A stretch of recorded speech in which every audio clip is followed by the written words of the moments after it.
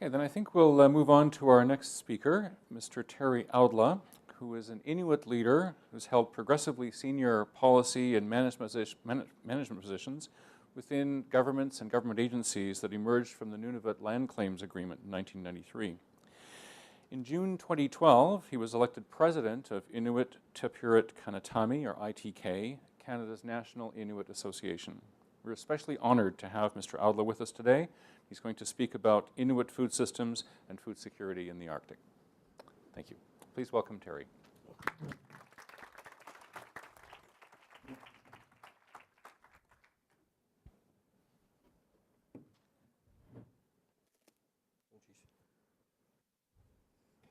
Good morning, everyone. Again, thank you, Stephen, and thank you to the organizers, the Food Secure Canada and Community First Impacts of Community Engagement, for the opportunity to speak to you today. I'm delighted to be here to provide a perspective on the food security situation for Canadian Inuit and the subsequent effects of the federal budget. When I was preparing for this morning's presentation, I was trying to think of what perspectives I could provide that would be unique to the conversation. After some reflecting, I decided that I would focus on two things that are particularly unique for Inuit here in Canada, and how one of those things is a strength and the other an ongoing challenge. The first distinction that I wanted to talk about is the Inuit food system. Inuit have lived for thousands of years in Arctic Canada. Inuit Nunavut, or the Inuit homeland, is one of the most beautiful and unique areas in the world. Yes, it can be cold. Just last week, the temperature in Iqaluit, the capital of Nunavut, was around minus 52 degrees. Where I grew up in Resolute Bay, which is further north in the high Arctic, I've seen minus 75. But it can be warm as well during the summer months. And in the winter, it can be dark. But some say it might be worth it to have 24 hours of sunshine in the summer. Where I grew up, I've never seen the sun in December. So when I first came down and saw the sun in December, it blew me away, and I thought, how can people live like this? But some people call the Arctic harsh. I call it home.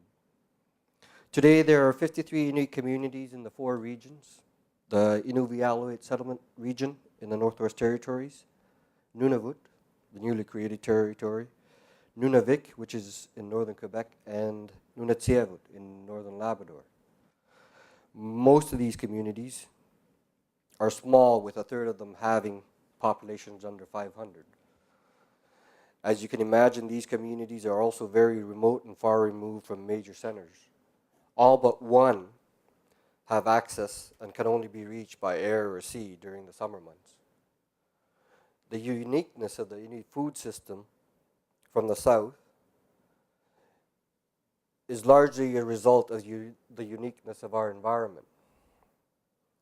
Before there was contact made from the south, Inuit relied completely on the richness of the land. It hasn't been until relatively recently that market foods shipped from southern areas have become part of our everyday diet. Yet despite the introduction of the market foods, Inuit still consume a variety of country food, including caribou, walrus, polar bear, narwhal, beluga, bowhead whale, seal, fish, berries, and many more depending on the region. Country food still remains a very important part of our diet, not only because of its unmatched nutritional, economic, and physical health benefits, but also because of its significant cultural importance. Country food remains at the center of Inuit identity and well-being. Just to illustrate how Inuit view country food, I was looking at the poster for today's session with all these great-looking vegetables. This poster right here. I was thinking, I've never seen some of these. And then these are the foods that Inuit most closely identify with.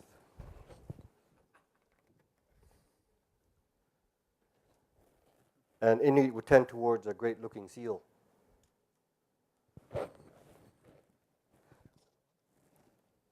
So I said our food system is one aspect that is unique to the Inuit culture.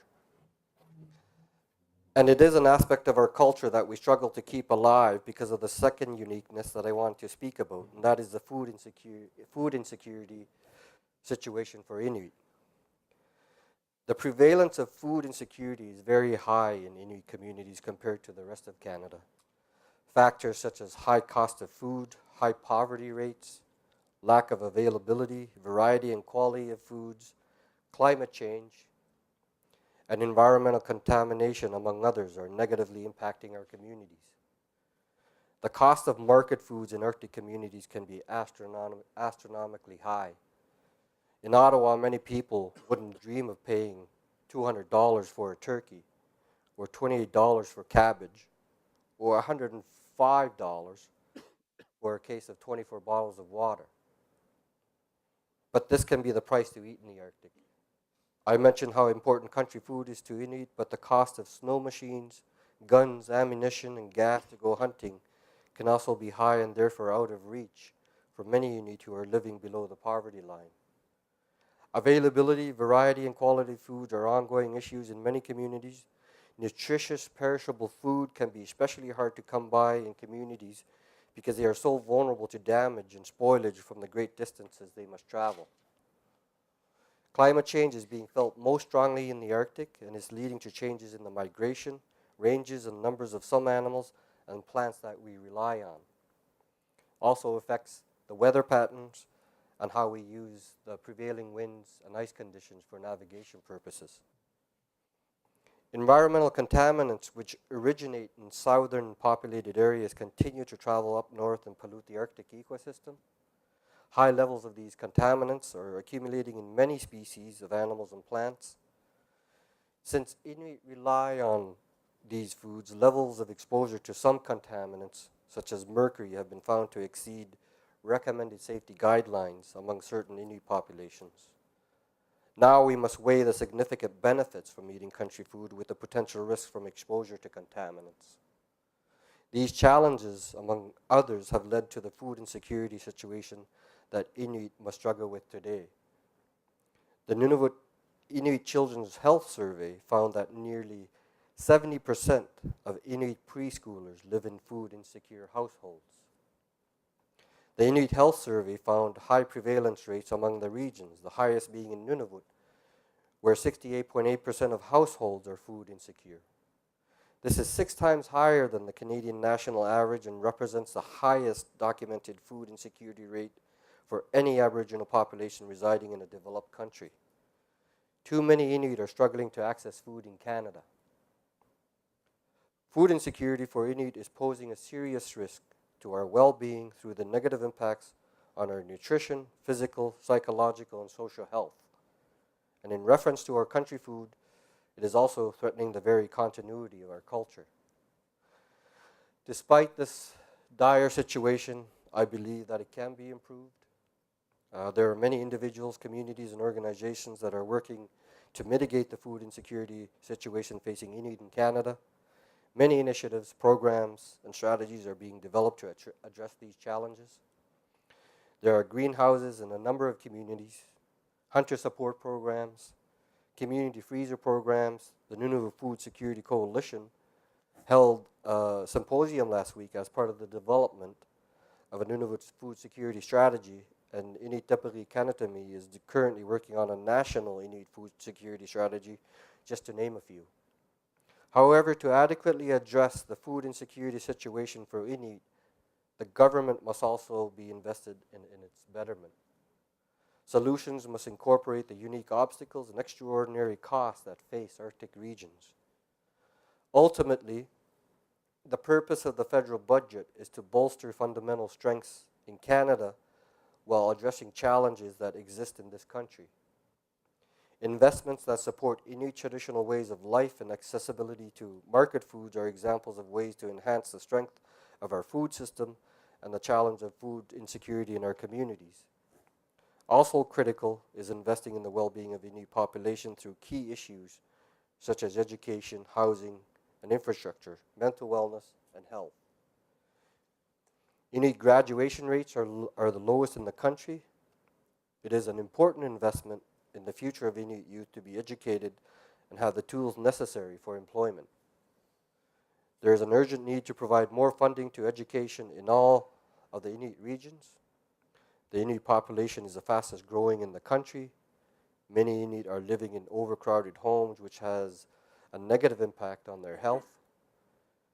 Funds need to be devoted to the region for new builds, replacement and maintenance of infrastructure, and the current supply of affordable housing is not able to keep pace. Mental health is a critical issue in many Inuit communities, particularly among Inuit youth. Funding needs to be directed to improve mental wellness support among the regions. The rate of chronic and infectious diseases is often high among Inuit compared to the rest of the Canadian population. For example, the rate of tuberculosis infections for Inuit is 174 times higher than the rest of Canada. Attention needs to be directed at programs and initiatives that work to eradicate these disparities. During my opening remarks, I concentrated on two things that are unique for Canadian Inuit. However, I wanted to end by focusing on a similarity. Everyone that is in this room has at least one thing in common, and that is that we all live in Canada, and the other is that we need to put food on the table. Everyone here, we are fortunate enough to live in this country, which prides itself on many things, including equality, wealth, the health system, democracy, high standard of living, and diversity.